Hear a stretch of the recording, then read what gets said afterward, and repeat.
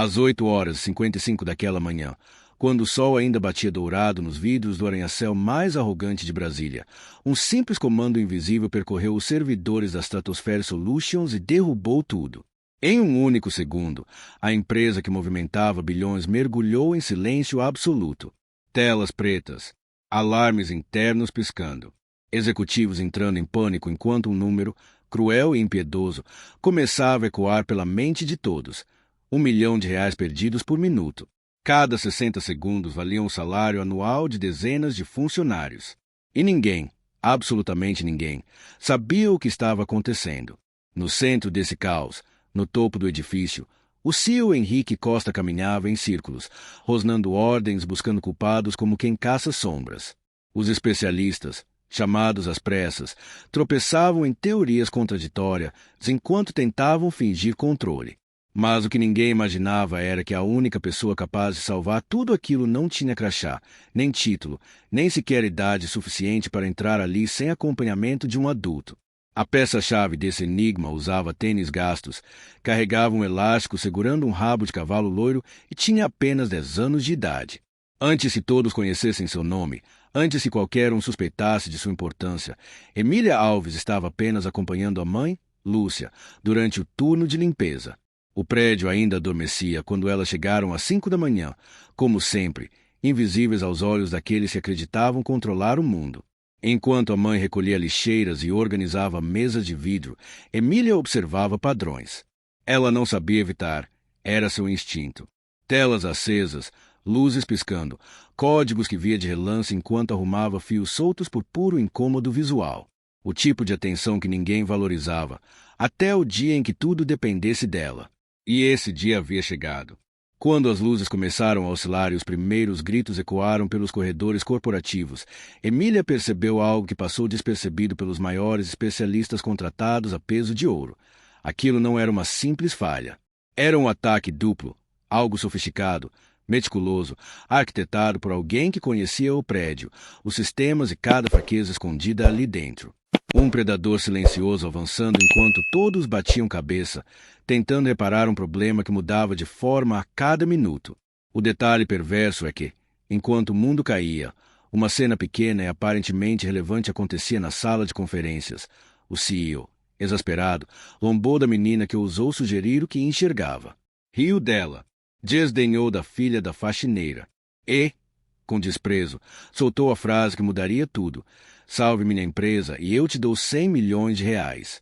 Ele disse por sarcasmo, mas estava prestes a descobrir que promessa dita perante o caos tem peso próprio. E agora, antes de seguir, responda uma pergunta simples. O que você faria se a única pessoa capaz de impedir o colapso de um império fosse aquela que todos sempre ignoraram? Fique comigo até o fim. Porque a resposta para essa pergunta não só vira a história de cabeça para baixo, como revela o segredo mais improvável que esse prédio já escondeu. A manhã avançava lentamente para quem olhava de fora, mas dentro da Stratosphere Solutions o tempo parecia sempre correr em outra velocidade. Antes mesmo do caos das 8h55, aquele edifício de vidro no setor bancário sul já carregava sua própria hierarquia silenciosa, rígida e quase invisível. Era um mundo onde quem usava crachá dourado mal percebia quem limpava o chão por onde pisava.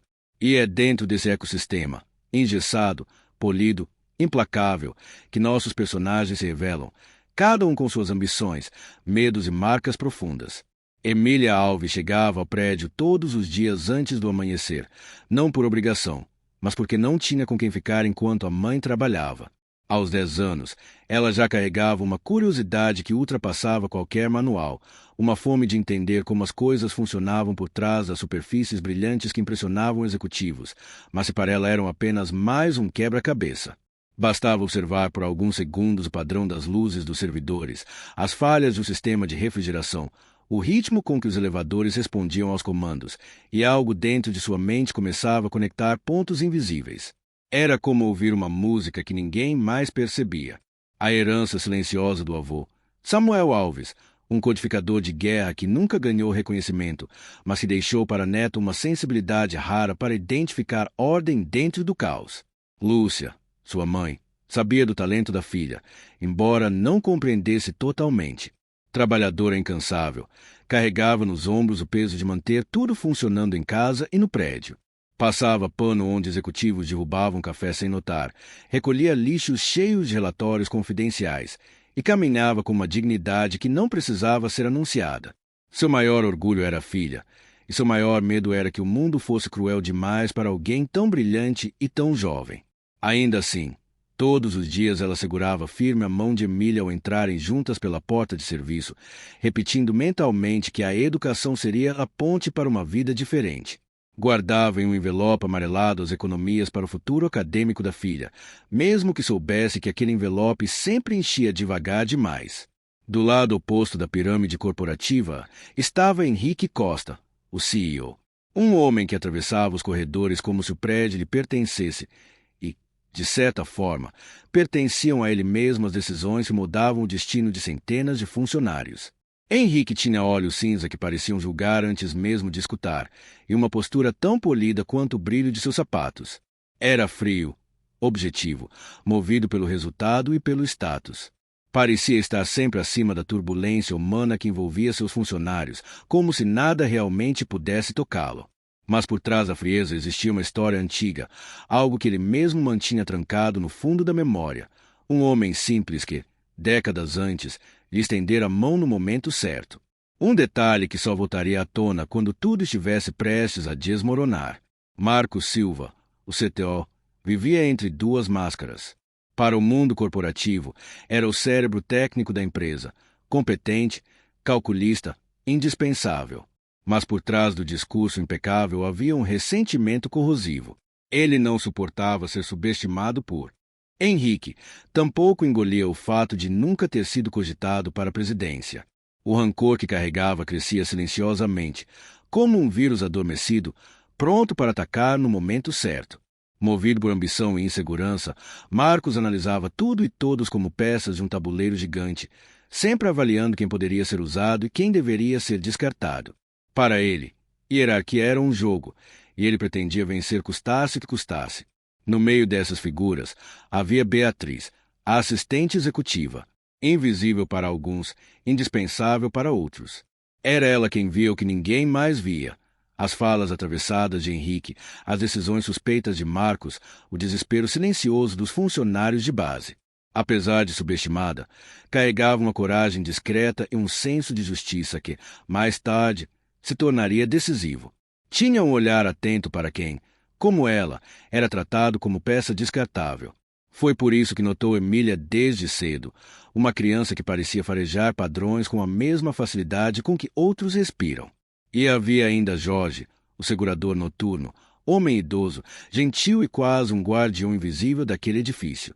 Guardava um donut para Emília sempre que podia e caminhava pelo prédio como se conhecesse seus segredos estruturais. Era alguém que observava, percebia, entendia. Aquele tipo de sabedoria silenciosa que só a idade dá. E embora não tivesse estudo nem cargo de prestígio, sua presença era tão firme quanto o concreto que sustentava o arranha-céu. Assim se formava um mosaico de personagens que, sem saber, caminhavam para o mesmo ponto de colisão.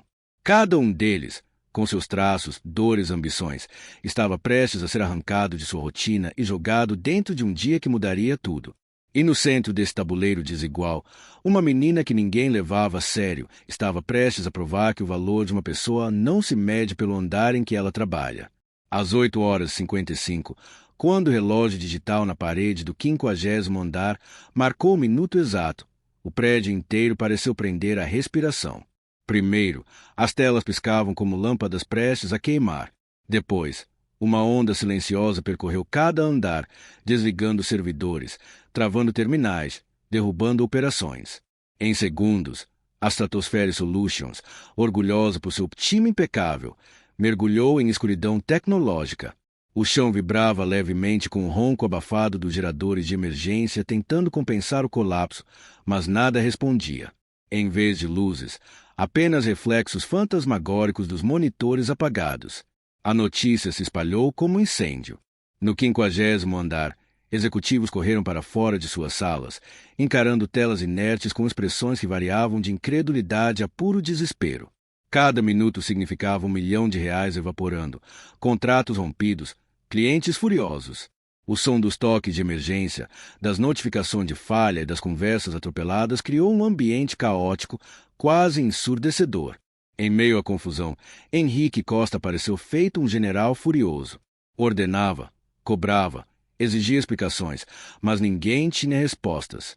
Os especialistas internos tentaram reiniciar módulos, rodar scripts, forçar acesso, tudo em vão. O prédio estava literalmente sendo engolido por algo que eles não entendiam. Enquanto isso, bem longe dos andares nobres, Emília e Lúcia estavam presas no elevador de serviço. Tinham acabado de subir do térreo, levando um carrinho com materiais de limpeza. As luzes do elevador piscaram, a cabine sacudiu e parou entre 2 andares. Lúcia segurou a barra metálica, tensa, tentando manter a calma. Emília, no entanto, inclinou a cabeça, observando os números do painel interno, como se tentasse ouvir um som escondido atrás do ruído. Ela percebeu que a paralisação não era uma falha simples, era coordenada. Aquele bloqueio não acontecia de forma aleatória. Era como se 2 entidades digitais diferentes disputassem controle do sistema. Mãe, isso não é pane, murmurou Emília, mais para si mesma. Lúcia tentou sorrir, acalmando a filha, mas Emília continuou analisando, conectando mentalmente qualquer sinal possível. Quando o elevador finalmente liberou a trava e abriu a porta parcialmente, elas saíram com a ajuda do segurança de outro andar, apressadas, ainda sem entender a dimensão do caos. Mas Emília sabia. Ela sentia nos padrões, nos tempos, nas falhas, na forma como tudo havia caído simultaneamente, que aquilo era arquitetado. Ao chegarem ao 50º andar para entregar o material solicitado, encontraram uma cena ainda mais frenética. Especialistas da empresa terceirizada Quebecor haviam sido convocados e já se comprimiam ao redor das mesas. Entre eles estava Roberto Shen, tentando manter racionalidade enquanto analisava logs incompletos. Henrique, exasperado, disparava ordens, buscando culpados como se pudesse reorganizar o caos pela força. Marcos, ao lado, fingia solidariedade enquanto escondia a satisfação interna. Seu plano estava funcionando. Tinha ativado o ataque de forma perfeita, acreditando que Henrique seria o único responsável pela queda. Foi nessa tensão que Emília se aproximou de uma das telas, inclinando-se discretamente. O padrão estava ali. 2 fluxos sobrepostos, um bloqueando o acesso, outro corroendo dados. Vor e Spider. O ataque duplo ideal para derrubar e destruir, simultaneamente. Ela respirou fundo e sussurrou para a mãe. Eles não vão conseguir assim. Estão atacando o problema errado. Mas Beatriz, sempre atenta, ouviu. Observou a menina com curiosidade, sem saber por quê. Sentiu que ela tinha percebido algo importante. Henrique, percebendo o pequeno grupo parado perto das telas, virou-se irritado. E foi aí que o destino preparou sua sutileza cruel. Emília, tomada pela urgência, explicou, com a clareza de quem enxerga o todo, que havia 2 ataques distintos disputando o sistema. O ambiente silenciou por um instante. Depois, risos abafados surgiram entre alguns executivos. Marcos cruzou os braços, divertido. Henrique ergueu uma sobrancelha, incrédulo. Certo, claro. A filha da faxineira resolveu virar analista de sistemas, disse ele, com um tom carregado de desprezo. Se você salvar a empresa, eu te dou 100 milhões de reais. Ele soltou a frase como quem joga uma migalha irônica, esperando gargalhadas. Marcos riu com prazer evidente. Alguns executivos sorriram desconfortáveis. Lúcia ficou paralisada, humilhada. Mas Emília não recuou. Seu olhar firme, azul e penetrante, encarou o CEO por um segundo silencioso que ninguém naquele andar esqueceu. Ainda assim, Henrique mandou que fossem retiradas dali. Beatriz tentou protestar, mas as 2 foram guiadas para fora da sala. No corredor, enquanto o caos se intensificava, Emília já montava um plano em sua mente. Se ninguém ali enxergava o que ela via, iria encontrar outra forma de provar. Porque aquele prédio, naquele dia, precisava dela mais do que qualquer um ousaria admitir. E aquele insulto dos 100 milhões seria o estupim do impossível.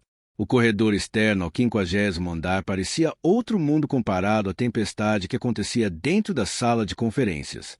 Ali, O som abafado do pânico corporativo vibrava por trás das paredes de vidro, enquanto Emília caminhava ao lado da mãe num silêncio denso, o rosto ainda queimando pela humilhação. Lúcia tentava disfarçar o tremor nas mãos, mas era impossível esconder o impacto da zombaria que haviam acabado de ouvir. Para ela, aquilo machucava como uma cicatriz antiga sendo reaberta. Para Emília, machucava de um jeito diferente, como um desafio. Beatriz foi atrás delas. Não correu. Assistentes executivas não correm naquele andar, mas seus passos eram decididos. Quando se aproximou, falou baixo, como quem tenta empurrar a realidade para longe por um segundo. O que você viu lá dentro não parecia imaginação, disse ela, inclinando-se na altura de Emília. Você realmente acha que são 2 ataques? Emília não respondeu de imediato. Analisava mentalmente as telas que havia observado, os padrões incompletos, as falhas que ninguém parecia notar. Finalmente, levantou o olhar. Tenho certeza. Se eles continuarem tentando do jeito deles, o Spider vai destruir tudo antes que consigam abrir espaço para analisar o VOR. É como tentar apagar fogo com gasolina. Beatriz piscou, surpresa com a clareza. Aquela garota enxergava detalhes como quem lê um livro aberto. Durante segundos, a assistente mediu a situação. Tinha visto especialistas muito mais velhos entrando em desespero. E ali, na frente dela, estava a única pessoa que falava com convicção real. O que você precisa? Perguntou enfim. Essa simples pergunta transformou o corredor em um novo ponto de virada. Emília respirou fundo. Sabia que o problema era grande demais para resolver sozinha, mas também sabia que podia manipular o jogo a seu favor. Explicou rápido, usando uma metáfora que surgira de repente, a mesma que o avô usava quando lhe ensinava sobre redes. Imagine que o prédio é uma casa enorme, começou ela. O VOR é o ladrão trancando portas e janelas. O Spider é a aranha que está destruindo tudo lá dentro. Se a gente tentar desalojar a aranha sem trancar primeiro um cômodo seguro, ela corre pela casa inteira e destrói tudo. Mas se criarmos um cômodo falso, ela entra lá. Beatriz arqueou as sobrancelhas. Um sandbox, completou, entendendo. Emília concordou. Isso. Preciso de acesso a qualquer terminal secundário não afetado. Não precisa ser forte, só precisa estar isolado o suficiente para a gente simular um ambiente vulnerável. Foi aí que o plano começou. Beatriz levou as 2 até o elevador de serviço, o único ainda parcialmente funcional graças a um circuito mecânico antigo. O trajeto até o 40º andar parecia interminável, como se cada andar fosse pesado demais para ser atravessado. Ao saírem, cruzaram corredores vazios, onde o silêncio era ainda mais incômodo do que o caos lá em cima. Beatriz digitou uma senha num painel lateral que abriu uma sala técnica pequena, cheia de fios expostos, servidores auxiliares e um terminal que parecia esquecido por todos, exceto pelos engenheiros mais antigos. Ninguém usa isso desde a renovação de infraestrutura, explicou Beatriz. É perfeito. Isolado o suficiente para ninguém interferir. Emília entrou na sala como se cruzasse uma fronteira. Os olhos dela se iluminaram, analisando cada painel, cada fio, cada circuito. Tocou o teclado velho com a reverência de quem encara seu instrumento preferido. Enquanto isso, no 50º andar, a situação piorava. Os especialistas da Cybercore atuavam em camadas superficiais, tentando forçar redes que apenas fortaleciam o ataque.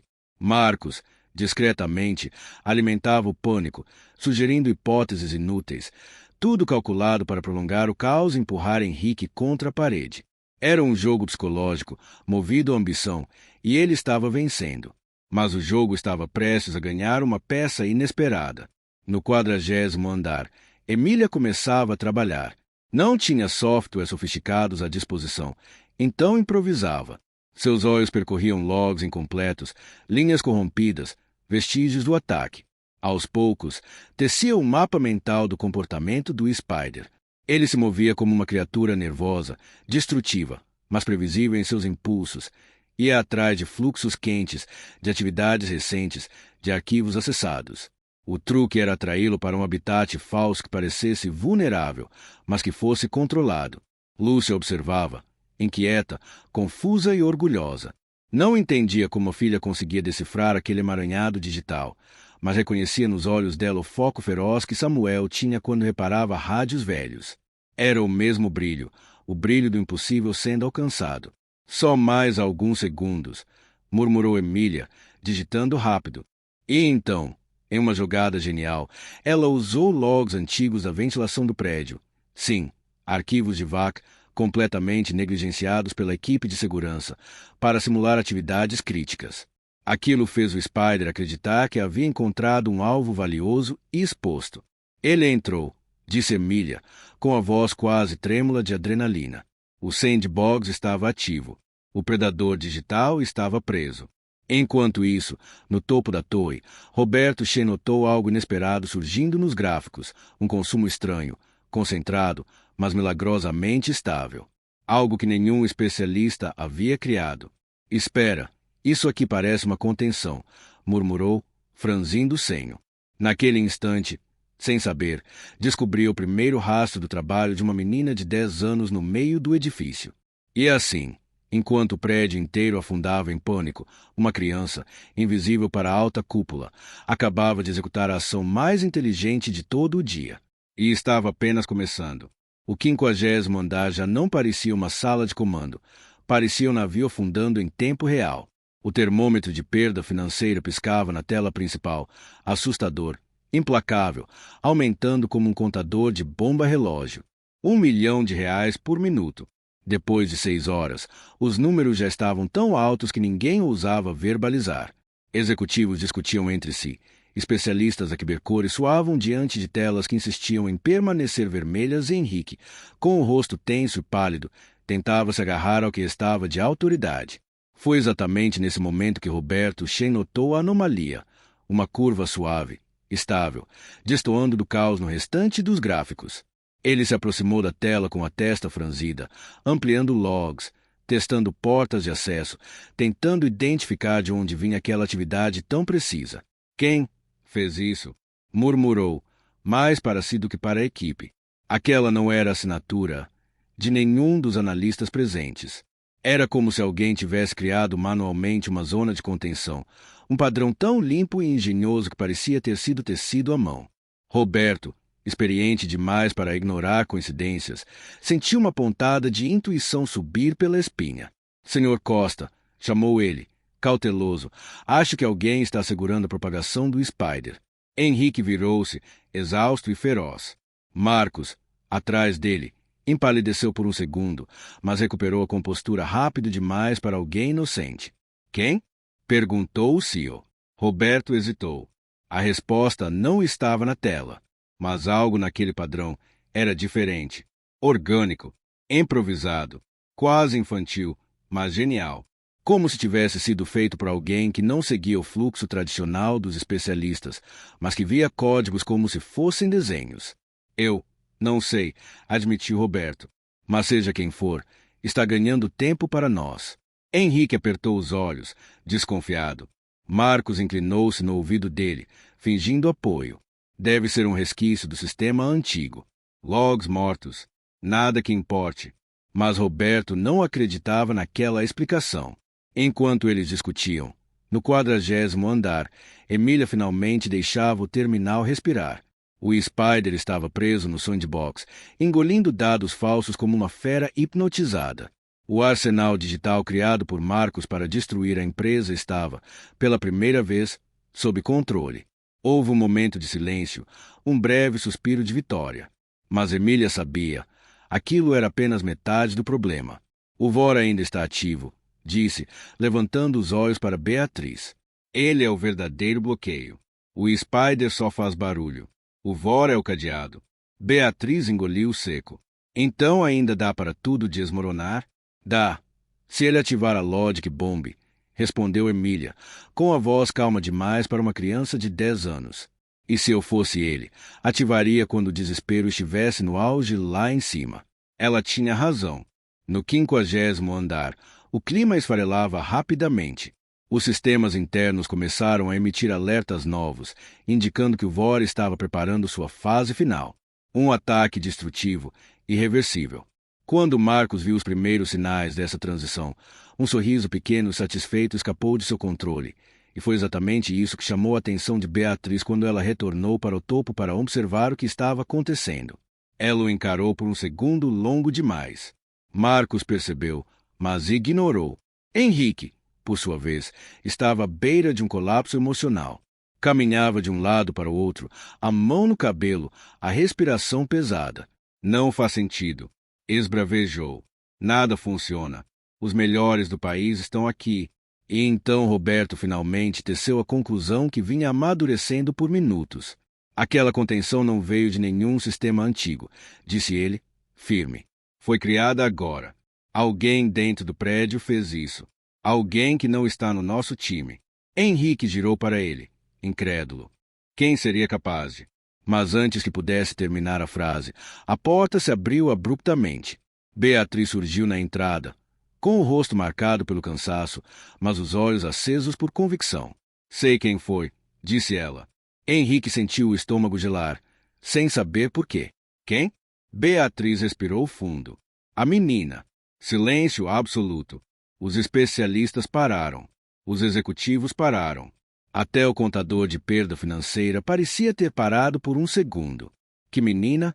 Perguntou Henrique, com a voz arrastada. Emília, a filha da faxineira.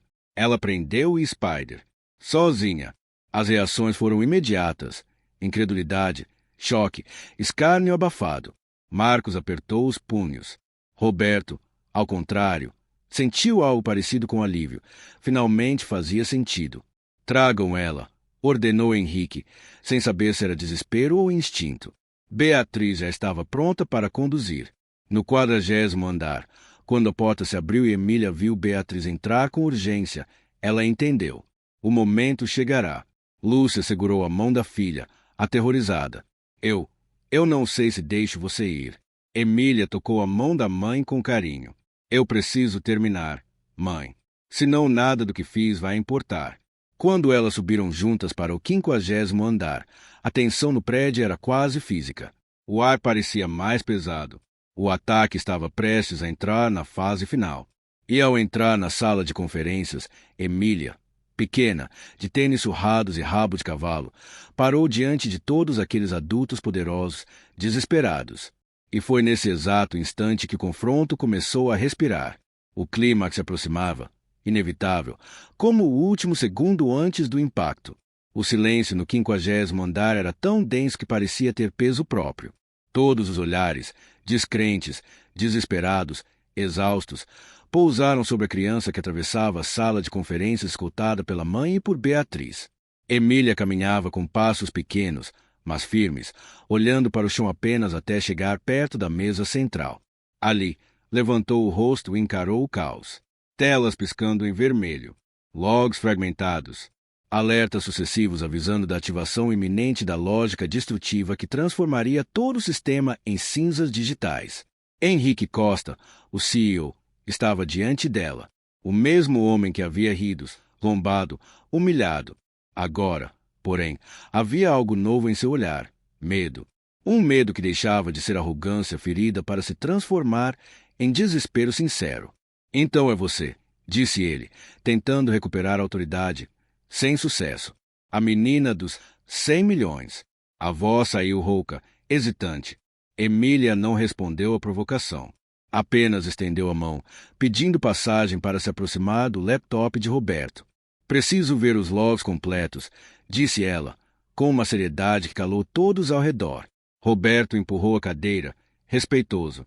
Seu rosto revelava incredulidade fascinada, não desdém. Emília se sentou. Seus pés nem tocavam o chão, mas suas mãos, pequenas e rápidas, pareciam pertencer a alguém que tinha décadas de experiência. Assim que ela começou a digitar, o ambiente pareceu prender a respiração. Em segundos, mapeou o VOR que Marcos havia introduzido no sistema. Um ataque modulável, com camadas de camuflagem e uma logic bomb programada para disparar assim que o desespero ultrapassasse determinado nível. Era maligno e inteligente, mas também carregava uma falha. Repetia um padrão de cifra. Um padrão familiar. Ela ampliou o bloco de código. Os olhos se estreitaram. O coração bateu mais rápido. Visionary, a cifra favorita do avô. usada por Samuel em seus cadernos quando queria esconder mensagens. Mas havia mais. Havia uma assinatura. Um easter egg codificado como provocação. Senha igual password. Ela reconheceu o estilo na hora. Não era do avô. Era de alguém tentando imitar o avô, de forma arrogante. Eu sei quem fez isso, disse ela, sem tirar os olhos da tela. Henrique congelou. Marcos, no fundo da sala, deu um passo involuntário para trás. Quem? Perguntou o CEO, com a voz tensa. Emília ampliou o padrão. Revelou a assinatura escondida. Não literal, mas evidente para qualquer um que entendesse o estilo. Ela virou o monitor, lentamente. Alguém que usou a estrutura do visionário com uma chave ridícula, achando que ninguém perceberia. Alguém que conhece a arquitetura do prédio. Alguém que sabia dos servidores antigos. Alguém aqui dentro. Ela então apontou diretamente. Para Marcos. O CTO perdeu a cor. As veias no pescoço saltaram. Ele tentou esboçar uma explicação, mas as palavras saíram tortas. Henrique se virou. Pasmo.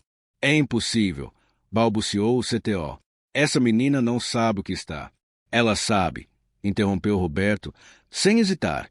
O padrão é claro. Foi você, Marcos. O antagonista perdeu o controle. A máscara caiu de forma abrupta. Você arruinou minha vida, gritou ele, colapsando em rancor. Eu devia estar no comando desta empresa. Ele nunca me valorizou. Ninguém aqui valoriza quem realmente constrói tudo. E então, numa explosão de desespero, Marcos avançou para cima de Emília. Lúcia gritou. Executivos congelaram. Henrique ficou paralisado. Mas Jorge, o segurador idoso, que havia sido chamado para reforçar a segurança, no andar minutos antes, atravessou a sala como um raio. Envolveu Marcos pelo tronco, desequilibrando com força surpreendente para um homem da sua idade. Os dois caíram ao chão, mas Jorge manteve imobilizado com firmeza. Chega. Acabou, disse ele, ofegante. Marcos foi retirado à força por seguranças que finalmente reagiram. A sala, então, voltou seus olhos para Emília. Restava salvar o sistema antes que a Logic Bomb explodisse. Ela se virou para o laptop de Roberto, respirou fundo e começou a desfazer o VOR camada por camada. Não era simples. Era uma corrida contra o tempo. Mas agora o Spider estava preso e o VOR estava exposto. O relógio interno da Logic Bomb disparou. 30 segundos, murmurou Roberto. Calma, disse Emília, sem sequer piscar. Os dedos dela voavam. Desativou a chave fantasma. Redirecionou os fluxos suicidas.